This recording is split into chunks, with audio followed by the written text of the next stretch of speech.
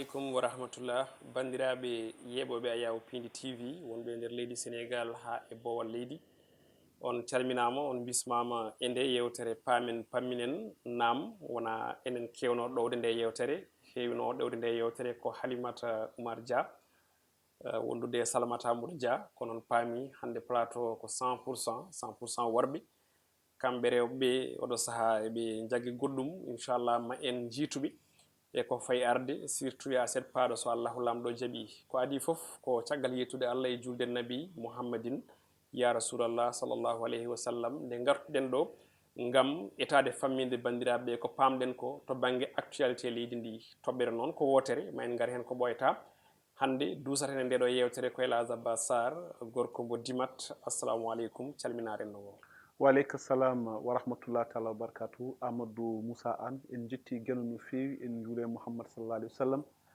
en jetti encore yeeɓiyankoɓe Piindi TV kalteɓe mbawi wonde nder dundu babaɗo mo kono ko ñagade Allah subhanahu wa taala kala ko dañƴen famde e Allah hokka en kadi famminde ɗum no hannirta ni tawa hay goto dañta hen ko welani ɗum allahumma amin no mbiɗen ni actualité woni kabaruji jojjuɗi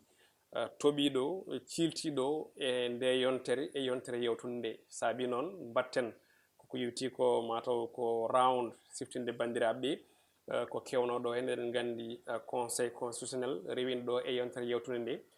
habri wondene ngala kuulal ngal maw leydi ndi moññuno woni on ɗon convocation corps électoral ha saabi nden toɓɓere nawa toon to assemblée nationale député ji won gooti dirtini sumgoji ɗi ha ñande sappo e joyi lewru décembre ko nden kamɓe conseil constitutionnel ɓe garti ɗo yolde hakkude ɗo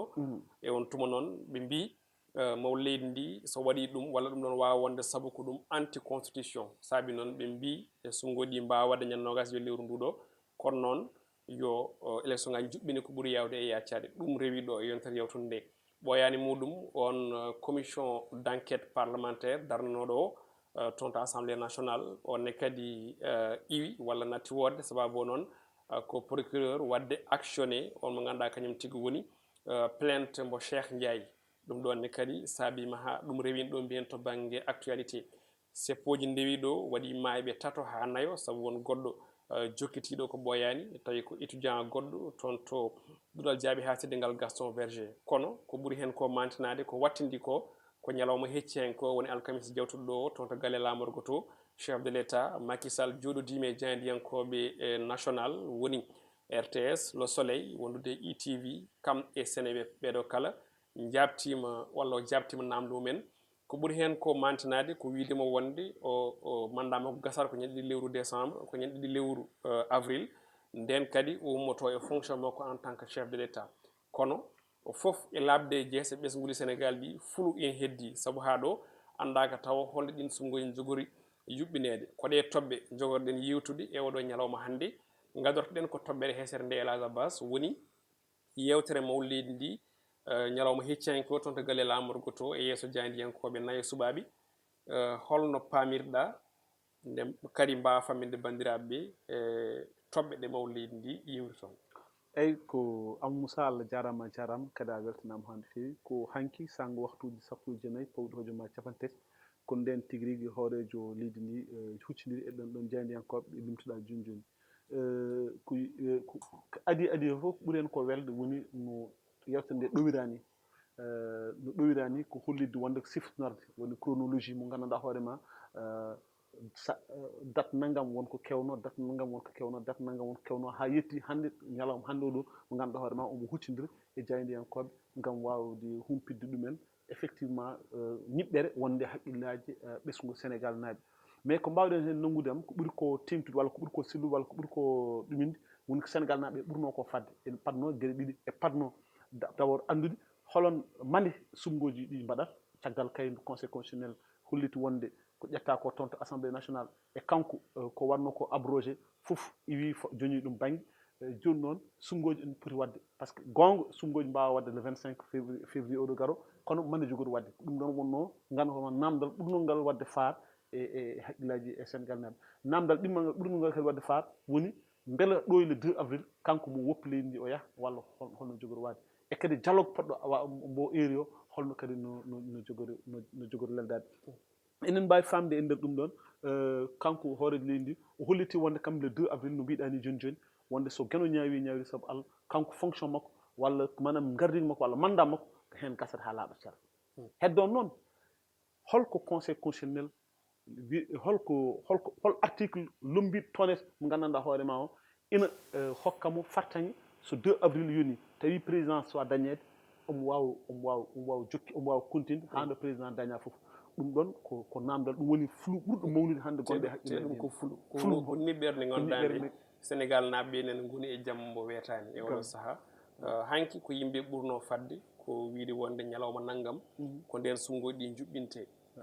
ɗonne holɗo mbawɗa famminirde bandiraɓe en tant que chef de l' état haalani on ɗon ñalawma kono wonko dalliniri a fuɗɗi memde hen joni eyyi aɗa andi ɗon kadi aussi o dalliniri ko hollidde wonde hunde nde koko renda eyyi kanko goto gonga ɓe dokkama fartaŋe conseil constitutionnel rokkimoɓe fartaŋe hollidde wonde kamɓe goni administration compétente mo ganduɗa hoorema ina foti wawde hokkude date mo ganduɗa hoorema sumgoji nden mbawɗi ɗumin kono kanko o holliti wonde ɓayde koko renda te won date cuɓanoɗo ha yimɓe foof jogui yakar ma waɗ kono o holliti gueɗe ɗiɗi o wi e wonde wonko andi ko gandanɗa hoorema souvent mbiɗa heewi ɗum wiide mbiɗa heewi wiide état ne jogui appareil mbo andi mo ganduɗa hoorema peut être population anda ɗum wonde so tawi no sumgoji ɗi mbawino wadde so mbaɗiyino walla so campagne continue a waɗi ene wawi jibina goɗɗum ko gandanɗa hoorema ko peut être taw hattanta juuɗe men alors ɗon aussi min jirami ɗum ko neɗɗo mawɗo galle aɗa foti wawde surde so tawi a yi caɗele aɗa foti wawde surde ha gandanɗa hoorema ɗum vraiment ene wawa ɗumin ɗum waɗi kanko o wi e wonde o suuɓima joddade e ɓesgol ɗi ɗo ñande altine ha e talata so gueno ñaawi so tawi vraiment hay caɗele goni hen eɓe mbawa yewtude holkoɓe jewtata ɓe jewta tan juste hollide yimɓe mande eɓe jiiɗi élection ngaji mbaɗa e on saaha ɓe mbawa ɗuminde e kadi kanko effectivement le 2 avril kanko so o beele mo wawa wadde passation de service bien évidemment hayso wona le 2 avril so tawi élection ngaji godani ɗon kam ko ñiɓɓere mawde en tout cas élage o kanko chef de l' état o haali e nder yewtere makko nde e heccanki toon to galle lamorgo to ɗo wi wonde ne omo noddi dialogue altini ha talata c'est à dire yewtere nde diwta balɗe ɗiɗi saabu ko toɓɓere wotere fawate tabal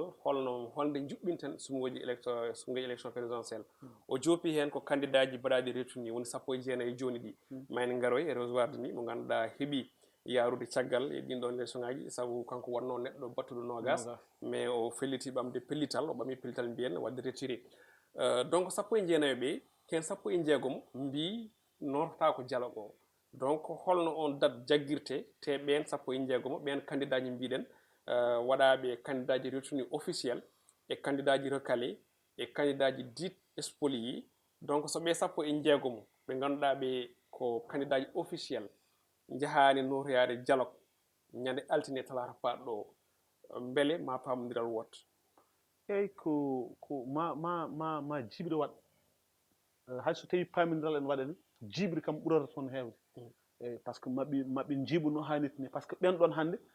waɗaɓe retenu ɓe ganduɗa hoorema conseil constitutionnel ko kañum tonggui wi e wonde ko ɓeɗo kañumen poti wawde yaade élection so tawi ko tata e mabɓe tan nooti 16 ɓe nootiyaki ɗum ko jiiɓoyru mawdu heddo noon heddiɓe ɓenne so gaari par ce que aussi ɓen 16 tan gonani sénégal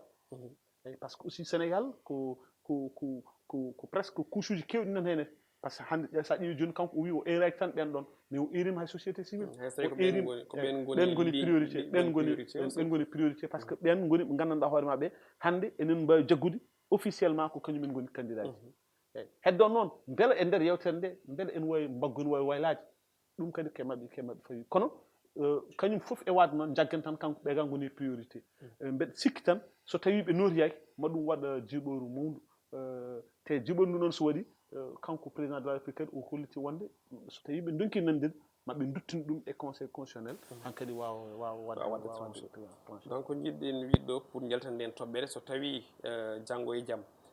ko tato e candidat ɗi jeehi notoyade e candidat ji recalé spolié e force vive o ɓe pamodiri e date mo ganduɗa wona date mo ɓiyen 16 candidat ɗi jiiɗi o saabu ɓen ɗon e kaala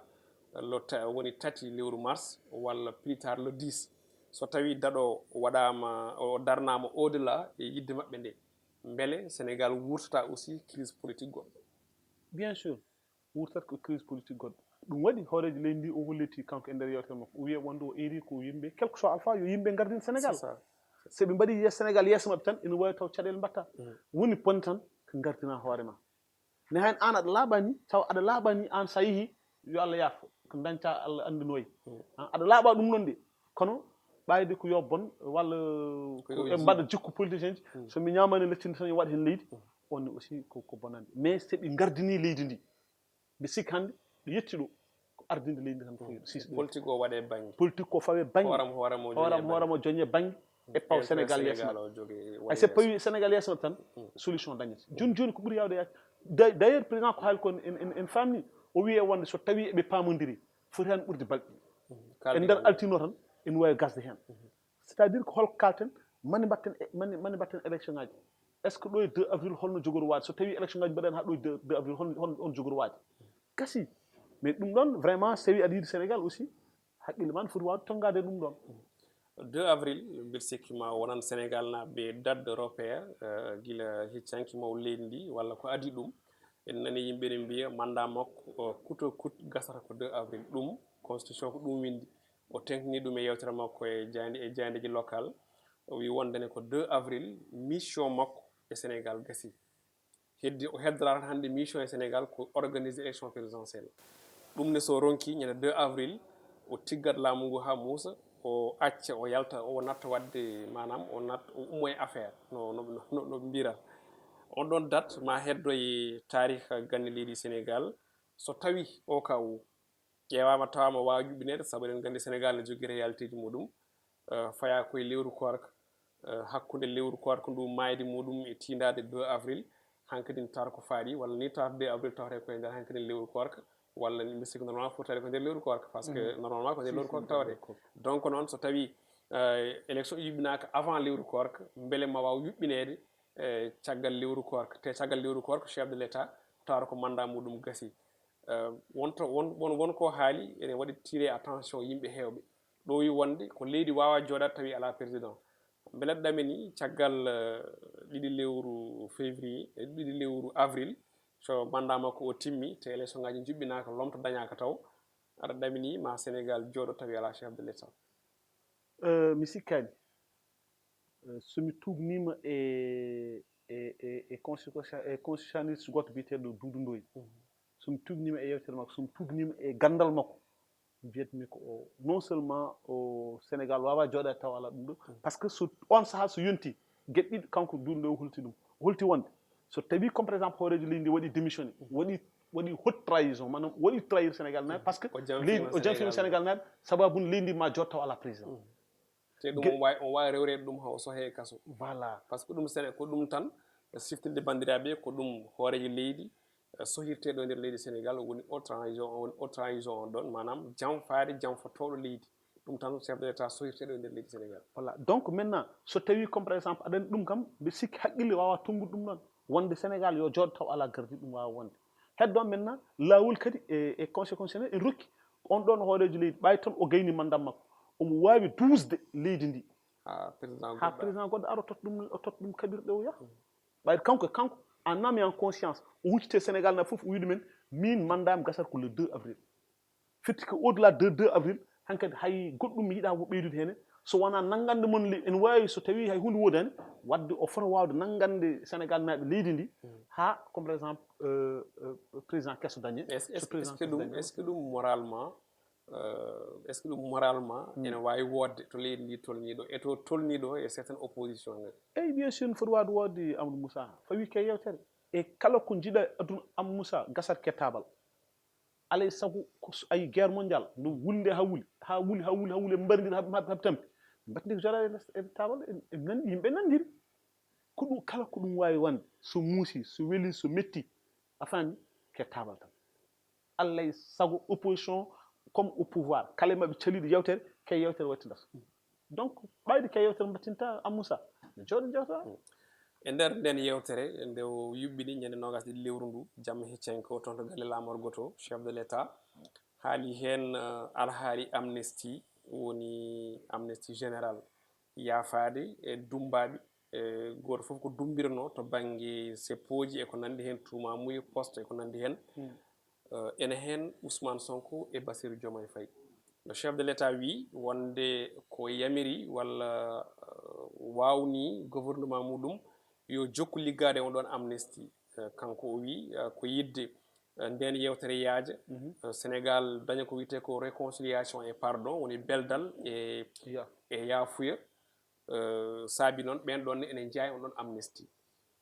hande cikkuɗa so tawi ko wayno Ousmane Sonko walla Bassirou Diomaye Faye ɗiɗen kala jaltinama e kaso holko cikkuɗa jogori wonde ko mbiyata ko retombé de tension saabu hande kala ko ma e radde ko jawgal rondi jibini hande tanamo Sénégal woni ɗo foof ko fitina hakkude opposition surtout Ousmane Sonko eɓe ganduɗa kañumen goni lando pouvoir o so tawi ɗum laati ɓe gaccitama beele cikkuɗa ma Sénégal yaltu ko wiyete oɗo crise politique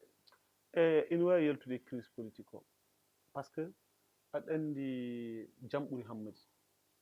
par ce que jaam so ala kala ɗo jaam ala hay jama a ronkat juuleji yimɓe fof teskima ummade comme par exemple 2021 feede ñalagal hande gonɗen kala subaka pinɗa cikkitama taw Sénégal peut être ngal huɓɓude e sababu o yimɓe fof en gandi Ousmane Sonko en jeeya hen Ousmane Sonko noon sa wi Ousmane Sonko tan mbiyata Bassirou Diomaye Faye e nder hen noon comme par exemple so tawi comme par exemple président de la république o holliti laaɓ nderago e haqqille jaaƴƴo hollidde o yamiri yo gouvernement makko yo liggo e comme par exemple ɗerewol pawo potowol fayde toon to assemblée nationale beele ma assemblée nationale woot par ce que amnesty aussi ko assemblée nationale voilà donc ok donc so assemblée nationale wawi wodde ɗum te kadi e kolliti kadi wona neɗɗo o yaafere kono ko gueɗe ɗo wannoɗe kadi amnesty aussi wonta en général wonta neɗɗo goto heewi wonde ko des faits ɓe ganduɗa hoorema keewi taw ko yimɓe heewɓe renduɓe ɗum ɗon e wadduɓe ɗum e saaha goto walla e saaha bon keeri tan ɓen keewi waddede amnesty lawol gotol gueɗe men fof ɗumne donc pourquoi pas so ɓen dañi on ɗon ɗum ɗon hollirat grandeur président de la république par ce que hanki min mi yiye président de la république image neɗɗo goɗɗo image neɗɗo joom galle ay joom galle ala fof joom galle pino subaka hay so tawi aɗa andi e ɓesguma ngu e waɗi mabɓe hen coɓ soɗ sindoka sago ma taw kamɓe fof ɓe gonata ko neɗɗo goto ɗum hanki min mi yi on ɗon image e président de la république e Macky Sall e yewtere mum ñande jamma alkamis nde nde wiitanno e ɓen ɓe ganduɗa kañumen goni ɓen ɗon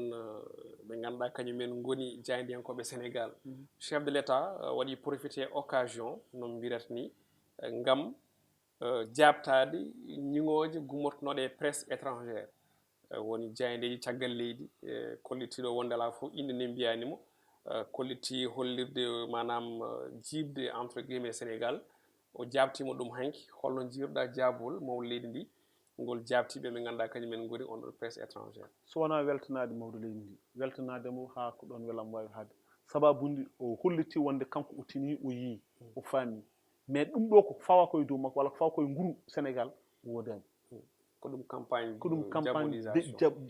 yidde tunwinde ɓandu mum walla yidde bonnude image leydi Sénégal et à travers son nom kanko président de la république te kanko hande ko neɗɗo foti wawde wiidemo ko poɗɗa wawde wiide président de la république pop a fotani wiide kam président de la république ittani Sénégal en 2012 o itti ɗum e ɗo wonno ɗo o nawi ɗum 2023 walla 2024 nokku mo ganduɗa hoore maɗe vraiment kala Sénégal naaji yii ɗum hay sa muɓɓi guite ma a yiyat c'est à dire o e famamuye o fotani wonde fait tokoso tan dirtingol sumgo électoral hay ɗum kanko wi wondene ko wonko yii omo andi so yimɓe jeehino sumgoji ko nden ñiŋore nde ɓurata bonde donc ɗum ɗon fotano waɗede utilisé image makko ne bonne Sénégal ne tulmine enen to banggue men en tant que jayndiyankoɓe mbiɗa sikki en kaaliri hen guila ɓooyi en mbaɗi hen aussi chronique ɗo kollirɗen wondene ko presse international e lobby ji internationaux ji oɗo campagne mo ganduɗa ko diabolisation mo goni e fawde dow leydi Sénégal ɗum ɗon hayni so tawi ni an ka jambour par exemple a woni comme no enen ni ka journaliste a woni jambour a wondani Samba a wonnani Demba ko presse étrangère woni e wadde ko fotani yoddema an sénégalais o par ce que ɗon ko sénégalais o jiita wondema noon e pouvoir wonde opposition wondema jambour wonde société civile wondema journaliste wondema jaaho lawol muɗum wonko ganduɗa presse étrangère wonko Sénégal najo foti jabde won kadi aussi ko foti salade sababu o eɗen gandi hen sahaji wonko kewata e leyɗele ɗe jomumen ine mbaɗa ɗum utilisé ha ɓesgol ɗi jiiɓo walla jiiɓe jibina ko wiyete ko soulèvement walla jibina goɗɗum ɗum ganduɗa ɗum ne wawa jibinande Sénégal caɗele dokken yeeru ko wayno sa ƴeewi caɗele bannoɗe to Rwanda 1994 sa daari ko radio woto saabino ɗum ko wonno radio hokkirno kabaru ko kabaru soulèvement oɗon soulèvement jibini wargo e leñol gotol ha tolni million ngaji temedde bani adama en kawre ladial donc sa ƴeewi aussi e nder chronique goto mo mbannomi ñande alkamis nde mbimi wondene ko sa ƴeewi sénégal mataw wona iran wona corée du nord wona russie wona birmanie néanmoins Macky Sall wona omo ganduɗa kam woni Vladimir Poutine wona Macky Sall sabu Vladimir Poutine ko ɓoyani ko won opposant muɗum maayi e nder kaso on opposant wiyete ko Alexei Navalny hay goto anda holto goski makko leeli kono ha ɗo hay goto hay mbubu ɗojjani te aussi hélas ko ɓuri hen ko hawnade so tawi ƴeewi no mbimni nder chronique o to ɓuri ɗo raɓɓidde gallol foof ko ɗon ƴaɓorte donc mbiɗa sikki réponse chef de l' état o hecci hanke yesso jaydenkoɓeɓe ko réponse min to banggam exact et réponse kasi outil correcte fewde ɓen te kadi aussi so tawi a daari médiaji ɗi bonniɗi indi sénégal ɗi foof ko médiaji partenaire sénégal ko ɗum ɓuri hen ko hawnade saabu ko médiaji français ji ko médiaji américain ji ko médiaji ɓen foof ko partenaire ji technique et financier wonande ga e leydi men sénégal donc so tawi ko ɓen dutti aussi gaddani sénégal mbaadi gondi wonko saabi ɗum paaɗen koye transition mo ganduɗa o ko transition biteɗo ummade e ngal ɗo taɓal ne faye ngal ɗo taɓal sénégal nano ummo e mbaadi mataw basal walla ngakkere ɓamtare ene fayi e développement woni pétrole et gaz te eɗen gandi oɗon ko mbiyata ko mal édiction pétrole ene memi leyɗele kewɗe ɗe ganduɗa ko puɗɗotode gueɗe mumen pétrole donc noon sénégal kañum ƴettino précaution ngaji muɗum guila ɓooyi darni pelle darni ko foti ko wadde fof pour falo ɗum donc leyɗele étrangére uɗi woni caggal leydi ɗi puissance étrangére o guilay presse guilay lobbying international ɗi ina jiiɗi mataw jimi wiide ko soppude walla asde walla yulde beele ɗum ɗon ne saama ɓe daña no ɓe natiri donc ɗum jeeyi sababu ɓe profite oɗo occasion e oɗo crise tokos pour yidde wadde diabolisé leydi sénégal ɗum jinnomi ɓeydude hen jafoɗa mi jundima no feewi ko noon aɗa am Moussa hon pamirta min mbiɗa weltini ni chronique ma o ndo keɗimi ɗum par ce que mi heeɗi ɗum kettimi ɗum bien avant que président de la république ma haala le président de la république haali nde automatiquement hakkillam aussi arte chronique ma o par ce que hollidde wonde rek jayndiyankagal en nafa nafoore muɗum woni ko jirtinat findinat tindinat jangguinat te ɗum ɗo fof déjà an wonko jubbuɗa hen bien avant ko hoorejo leydi ndi ina arta hen donc ko ɗum hunde wande fayde heddi noon aɗa andi en général holko ɓuuri hewde janfadema ɓalliɗomo comme par exemple ayi nos partenaire woni média ji partenaire uji sénégal naɓe aranoɓe sénégal walla horsinoɓe sénégal hande ayde ɓe jii sénégal hoore leydi ndi jogori yaade te président de la république haade makko umma ɗo o waɗi verrouillé kala ko gandanɗo hoore ma ene fonno wawde nadde e ngaalu men walla ɗum ɗo pour eto waɗa ɗum spolier walla bonnu ɗum kanko waɗa ɗum verrouillé o sokki ha tiiɗ fewda ha fewi waɗa garanti donc kamɓe ɓe gandi ɓe mbawata nadde hen ɓayde noon ɓe mbawa nadde hen ɓe mbaɗa no politicien ɗi mbaɗa ni ulla hen leydi ha herƴe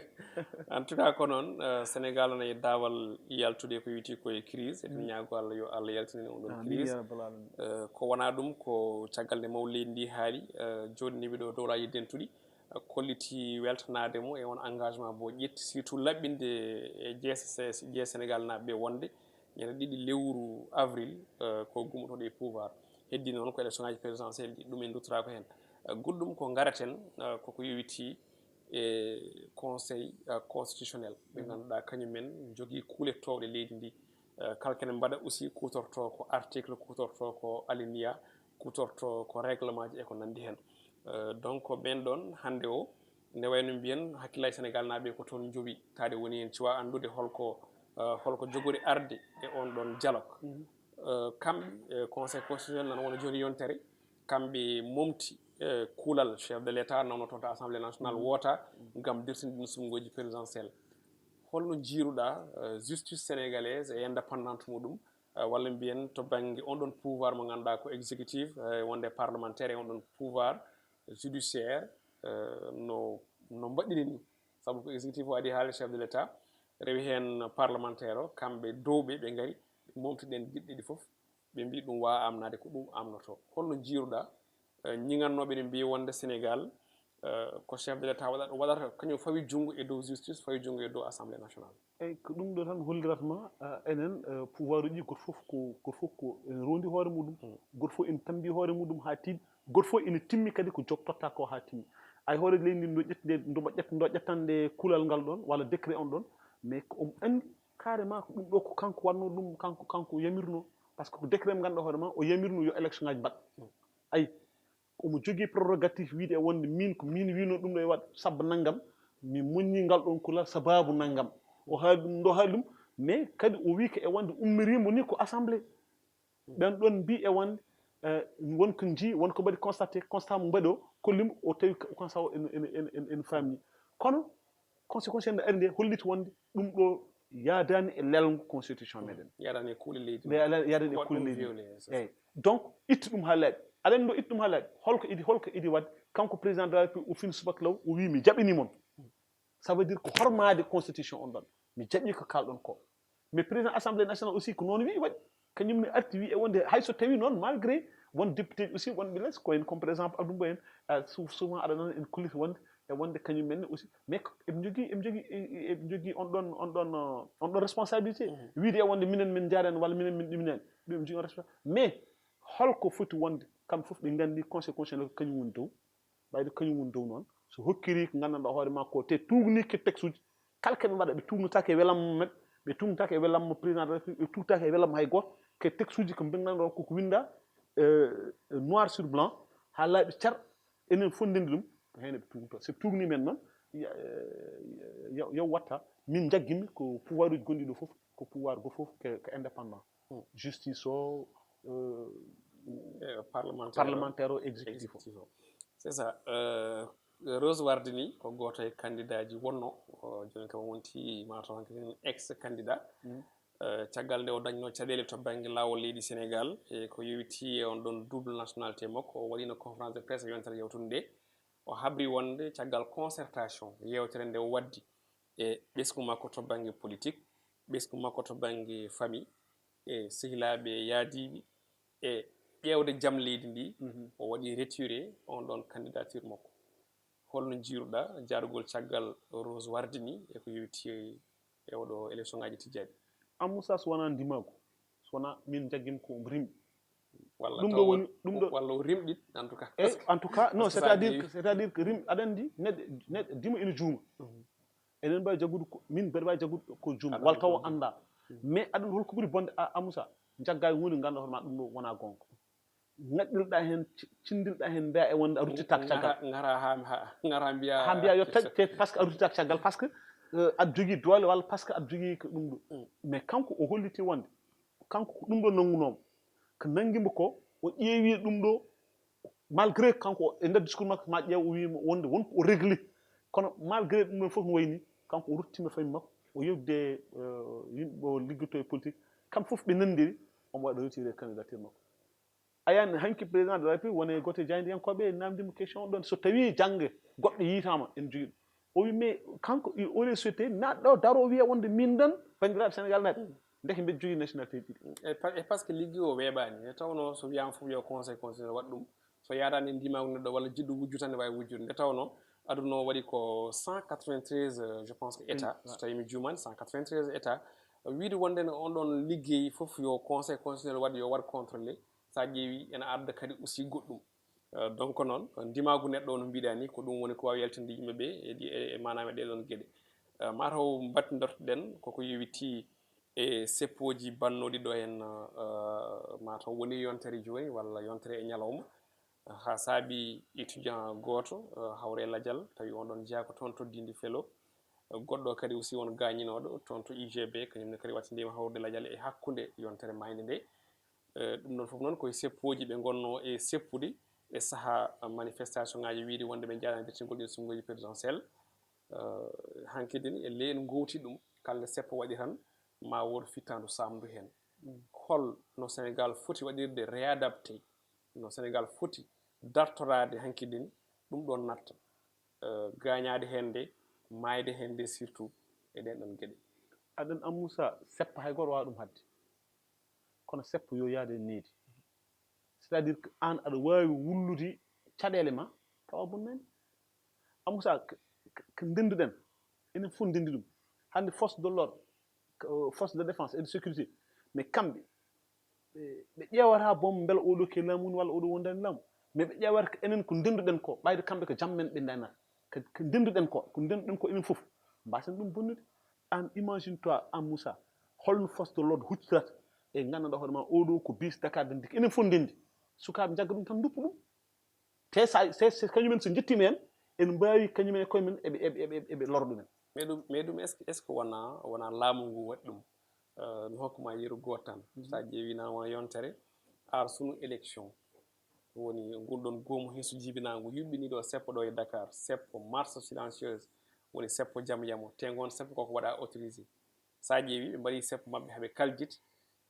haɗani yimɓe yaade haajuji mumen haɗani yimɓe dawde haɗani yimɓe aussi bonnani circulation te ko jamanu kewɗo jippi toon donc cikkuɗa est ce que ko laamu ngu wiyata ko ne haɗa seppo ngo ko est ce que wona ɗum jibinta frustration am moussa aɗen laamu ngu en général kañum en jogui humpito appareil humpito mo gandanɗa hoore ma an peut être jiɗɗo wadde seppo walla ɗumminɗo tawa anda ala ɗum comme par exemple suñu élection mais wona seppo ngoɗo ɓe idino ɗumin ɓe mbaɗino déclaré seppo seppo gonɗon préfet haɗi ɗum ɓe jaɓani préfet ɓe dutti kam fof ɓe mbi e wonde min jaɓi ko laamu ngu wi ko mais laamu ngu ƴeewti watte étudié holli yurnti andi ɓeɗo ils sont responsables par ce que aduna saɗa waɗa seppo am moussa en waɗi 3 responsables fotɓe waɗa ɗum signé comme par exemple ɗowol dépose on to sous préfecture en waɗi 3 personnes fotɓe ɗum waɗa signé pour en cas où so caɗele goodi ko ɓen ɗon noddete par ce que ɓen ɗon goni rondiɓe responsable kañumen jogui responsabilité kala ko kewe seppo ngo mais so tawi comme par exemple marche onon mbaɗa marche pacifique ɗum sénégal na poti andirede mais hande en poti yewtide wiide e wonde amin mbaɗa seppo onon bonno enen kala te ko kelta koko hen jolta hen ɗuminta gujja kake janen bonna boutique mais imagine toi neɗɗo jogo boutique mum gara an ɗo min ko ɗo tan tampannom ɗo dañanen am moussa oɗo ummo ɗo tan ara dajjire ko ɗo tampannom ɗo fof nawa ko joguinom ko fof banque ji uddi dajjitama ɗoyti o change te taw ko sénégal naɓe liggorno hen duppe mais ɓen sénégal naɓe holto ɓe payi janggo holto ɓe liggoyto ɗum ko caɗele donc est ce que ɗum ɗon fotani e ɓen ɗon ɓe ganduɗa hoorema ene caama e seppoji ɗi ɓe ganduɗa hoorema ɗo min ko ɗo liggornomi ɗo dañannoomi ɗo suturam woni ɗo fofam woni a faami mi ittanama ɗum ɗon fof joni mi heddima juɗɓal te Allah andi hoɗo dañanmi ane camɗo e seppoji ko onon poti ça hélas a jarama laaɓi kadi a fammini no hannirta ni golle ma jooɗi peewi wonno ko paamen pamminen to banggue actualité yontere yewtere nde domi ala yin janggo ko fada ina hen amnesty kalteɗo o ene wawi naworde opposant ji mbaɗen bien précisé ko wayno Ousmane Sonko ko wayno Bassirou Diomaye Faye e woɗɓe ene faɗa kadi aussi darnugol liste walla ko yewti ko ha joni sumgoji élection présidentielle ina faɗa Sénégal ville morte walla Dakar ville morte ɗum ɗon foof koko yewti actualité ji ganduɗa ɗi ene paɗa janggo ene gasa e yontere fande ma en dañ état kadi luɓikinade hen beele mbawen laɓɓitan ɗum bandiraɓeɓe yadude hen e rédaction kala e mbadi kuuɓal ɗon élage nokuma konngol mbaynigo mbawa e dirde bandiraɓe waktu o huuɓi Allah jarama a jarama kadi en beltinima dendagal yeeɓiyankoɓe men tin mbawi wonde nder dundu Baba Adama o kala mais également en beltinima aussi technicien men ganduɗo ma kañum woni caggal caméra ji ɗi Djiby Dieng ene waɗa ko weɗɗa donc bandiraɓe kadi ha lawol gongol inchallah to montage ko Ali Fall Djiby Dieng aussi to banggue caméra ji no mbiɗa ni ɓe jarama kamɓe kala e mbadi kuuɓal ademine moon e paamen pamminen so Allahu lamɗo jaaɓi ko aset paaɗo ɗo e nden yo jaam jogo min jogo on jarama